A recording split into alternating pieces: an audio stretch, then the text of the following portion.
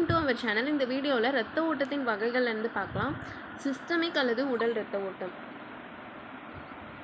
இடது வென்ட்ரிகளில் இருந்து துவங்கி ஆக்சிஜன் மிகுந்த இரத்தத்தினை உடலின் பல உறுப்புகளுக்கு எடுத்து சென்று மீண்டும் ஆக்சிஜன் குறைந்த இரத்தத்தினை வலது ஏற்றியத்துக்கு கொண்டு வரும் சுற்றோட்டம். இதயம் 4 அறைகள் உடையது. இது இடது ஏற்றியம், இடது வென்ட்ரிக்கல், வலது வென்ட்ரிக்கல், வலது ஏற்றியம் அப்படின்னு இருக்கும். இதில் இடது வென்ட்ரிக்கலில் இருந்து துவங்கி, இடது வென்ட்ரிக்கல்னால் இங்கிருந்து துவங்கி ஆக்சிஜன் மிகுந்த இரத்தத்தை உடலின் பல உறுப்புகளுக்கு எடுத்து சென்று மீண்டும் ஆக்சிஜன் குறைந்த இரத்தத்தை வலது ஏற்றியத்துக்கு கொண்டு வரும் சுற்றோட்டம் தான் சிஸ்டமிக் அல்லது உடல் இரத்த ஓட்டம் அப்படின்னு சொல்லுவாங்க. நெக்ஸ்ட் நுரையீரல் இரத்த ஓட்டம். வலது வென்ட்ரிக்கலிலிருந்து இரத்தம் நுரையீரல் தமனியின் மூலமாக நுரையீரலை அடையும். நுரையீரலில் இருந்து ஆக்சிஜன் பெற்ற இரத்தம் நுரையீரல் சிரை மூலம் மீண்டும் இதயத்தின் இடது ஏற்றியத்தை அடையும். இவ்வாறு வலது வென்ட்ரிக்கலில் இருந்து நுரையீரல் வழியாக இரத்தம் மீண்டும் இடது வென்ட்ரிக்கலை சென்றடைவதை நுரையீரல் இரத்த ஓட்டம் எனப்படுகிறது. இது வலது ஏற்றியம், வலது வென்ட்ரிக்கல், இடது வென்ட்ரிக்கல், இடது ஏற்றியம் இருக்கும். வலது வென்ட்ரிக்கல், இந்த வலது வென்ட்ரிக்கலில் இருந்து இரத்தம் நுரையீரல் தமனி மூலியமாக நுரையீரலை சென்று ஃபஸ்ட்டு அடையும். அதுக்கப்புறம் நுரையீரலில் இருந்து ஆக்சிஜன் பெற்ற இரத்தம் நுரையீரல் சிரை, நுரையீரல் சிரைனா ஆக்சிஜன் மிகுந்த இரத்தத்தை தான் கொண்டிருக்கும். நுரையீரல் சிரை மூலியமாக இடது ஏற்றியத்தை அடையும். இதுதான் நுரையீரல் இரத்த ஓட்டம் அப்படின்னு சொல்கிறாங்க. இவ்வாறு வலது வென்ட்ரிக்கலில் இருந்து நுரையீரல் வழியாக இரத்தம் மீண்டும் இடது வென்ட்ரிக்கலை சென்றடைவதை நுரையீரல் இரத்த ஓட்டம் எனப்படுகிறது. கரோனரி சுற்றோட்டம்.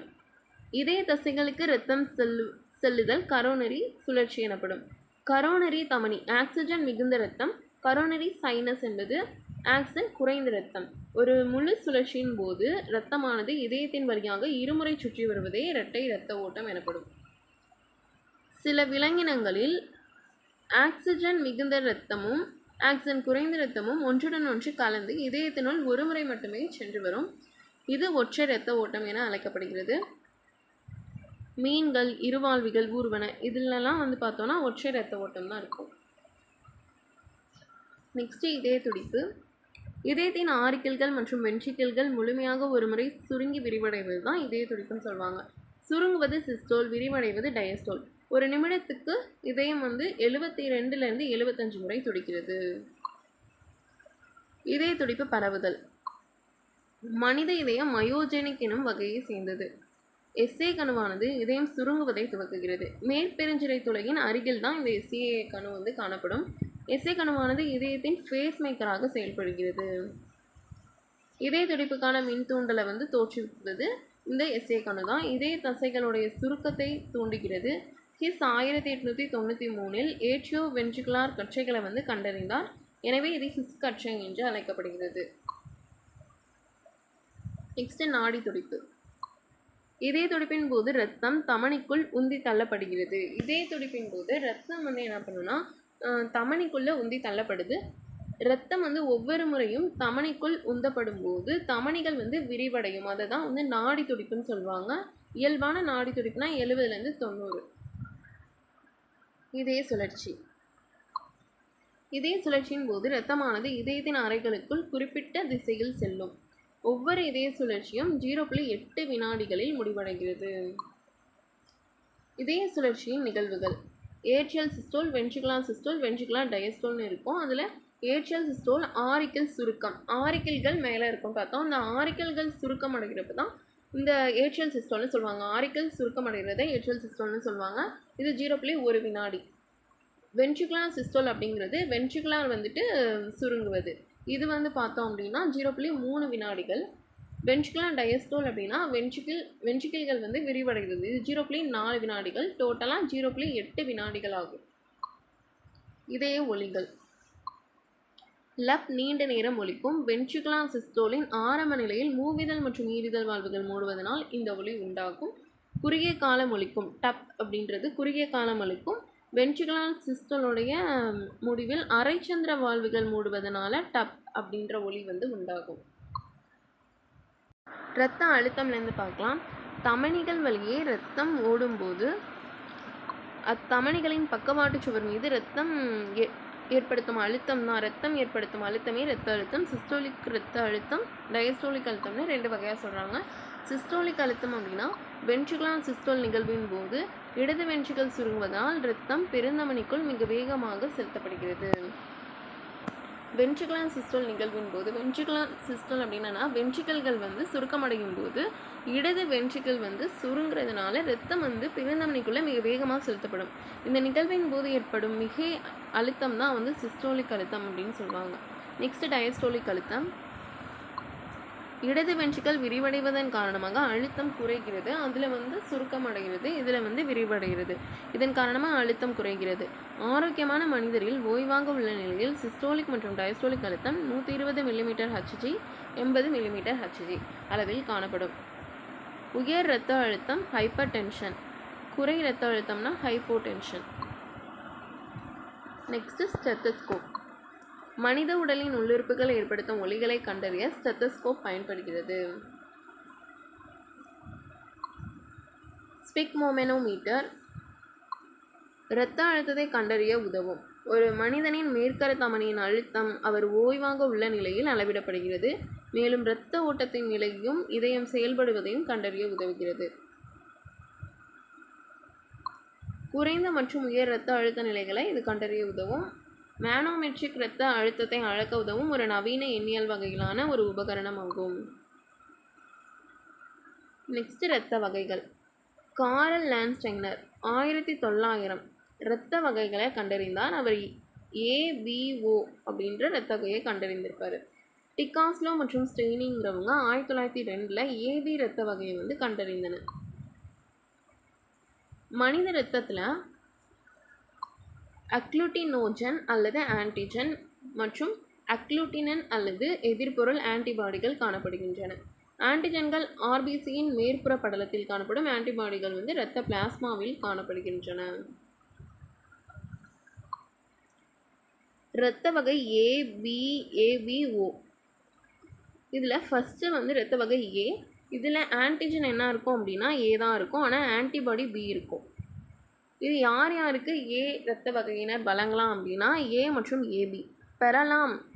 யார்கிட்டருந்து பெறலாம் அப்படின்னா A மற்றும் O. B இரத்த வகையினர் ஆன்டிஜன் B இருக்கும், ஆன்டிபாடி A இருக்கும். வழங்கலாம்னா B ABக்கு வழங்கலாம், B Oக்கு ஓட்டிருந்து பெறலாம். அடுத்து இரத்த வகை AB ஆன்டிஜன் AB இருக்கும், ஆன்டிபாடி இதில் இருக்காது. ஏபிக்கு வழங்கலாம், ABO அவங்கள்ட்ட இருந்து பெறலாம். O அப்படின்றது O இரத்த வகை வந்து ஆன்டிஜன் இருக்காது, ஆன்டிபாடி AB இருக்கும். யாருக்கு வழங்கலாம்னா ABOக்கு வழங்கலாம், ஓட்ட இருந்து பெறலாம். ஓட்ட இருந்து மட்டும்தான் O பெற முடியும். RH காரணி 1940ஆம் ஆண்டு லாம்ஸ்டைனர் மற்றும் பியனர் ஆகியோரால் ரீசஸ் இனக்குரங்கு இரத்தத்தில் இருந்து RH காரணியை கண்டறிந்தனர்.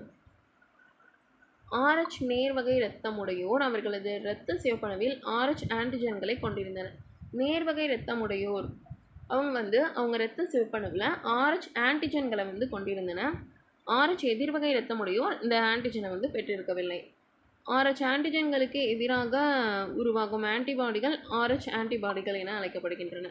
நெக்ஸ்ட் நிணநீர் மண்டலம். நிணநீர் மண்டலத்தின் வழியே பாய்ந்தோடும் திரவம் தான் நிணநீர். நிணநீர் தந்துகிகள், நிணநீர் நாளங்கள், நிணநீர் முடிச்சுக்கள் மற்றும் நிணநீர் குழாய்களை உள்ளடக்கியது. நிணநீர் தந்துகிகள் இணைந்து நிணநீர் நாளங்களை வந்து உருவாக்குகின்றன. தந்துகிகள்லாம் இணைந்து தான் நாளங்களை வந்து உருவாக்கும். சிறிய முட்டை அல்லது பேரிக்காய் வடிவமுடைய நிணநீர் முடிச்சுக்கள் நிணநீர் நாளங்களின் பாதையில் காணப்படுகின்றன.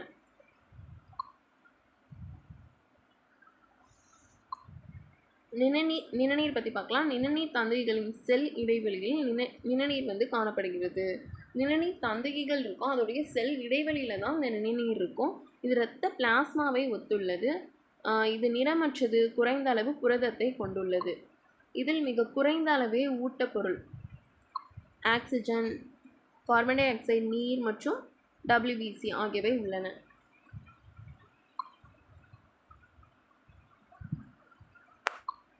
நிணநீரின் பணிகள். இரத்தம் எடுத்துச் செல்ல இயலாத பகுதிகளுக்கு ஊட்டப்பொருளையும் ஆக்சிஜனையும் வழங்குகிறது. அதிகப்படியான திசு திரவத்தையும் வளர்சிதை மாற்றப் பொருட்களையும் திசுக்களின் இடைவெளியில் இருந்து புரதங்களையும் இரத்தத்துக்கு மீண்டும் கொண்டு வருகிறது. சிறு குடலினால் உறிஞ்சப்பட்ட கொழுப்பினை இரத்தத்துக்கு எடுத்து செல்கிறது. நிணநீரில் உள்ள லிம்போசைட்டுகள் உடலை நோய் தாக்குதலிலிருந்து பாதுகாக்கிறது. லிம்போசைட்டுகள் தான் உடலை நோய் தாக்குதலிருந்து பாதுகாக்கிறது. பாலூட்டிகளில் ஆர்பிசிகள் செல் நுண்ணுறுப்புகளும் உட்கருவும் இல்லாது இருப்பதனால் அச்செல் இருபுறமும் குளிர்ந்த அமைப்பை பெற்றுள்ளது. அதிகளவு ஆக்சிஜன் இணைவதற்கான மேற்பரப்பை கொண்டுள்ளது. ஆர்பிசிகள் மைட்டோகாண்ட்ரியா இல்லாதிருப்பதனால் அதிகளவு ஆக்சிஜனை திசுக்களுக்கு கடத்தும். எண்டோபிளாசா வலைப்பின்னல் இல்லாதிருப்பதனால் மெல்லிய இரத்த தந்துகிகளுக்குள் அதிக மீளும் தன்மை பெற்ற ஆர்பிசி ஊடுருவுகிறது.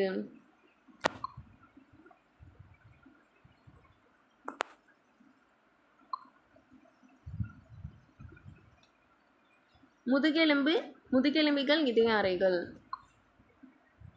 2 அறைகள் உள்ளது மீன்கள், 3 அறைகள் உள்ளது இருவாழ்விகள், முழுமையுறா 4 அறைகள் உள்ளது ஊர்வன, 4 அறைகள் உள்ளது பறவைகள், பாலூட்டிகள் மற்றும் முதலை. ஊர்வன அப்படின்னு சொல்லலாம்.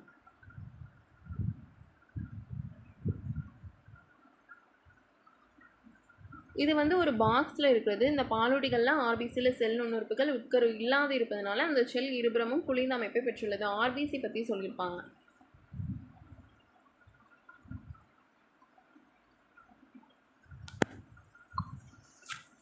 நியூரோஜெனிக் இதய துடிப்பு. நரம்பு தூண்டலினால் நியூரோஜெனிக் இதய துடிப்பு உண்டாகிறது. இது இதயத்துக்கு அருகே உள்ள நரம்பு முடிச்சினால் தூண்டப்படுகிறது. வலைதசை புழுக்கள் பெரும்பாலான கணுக்காலிகள் எடுத்துக்காட்டாக சொல்லலாம். அதே மயோஜெனிக் இதய துடிப்பு அப்படிங்கிறது தான் மனிதர்களில் காணப்படும் முதுகெலும்பிகளில். இதய துடிப்பானது மாறுபாடடைந்த சிறப்புத்தன்மை வாய்ந்த இதய தசை நார்களால் தூண்டப்படுகிறது. எடுத்துக்காட்டு மெல்லுடலிகள், முதுகெலும்பிகள். தேங்க்யூ.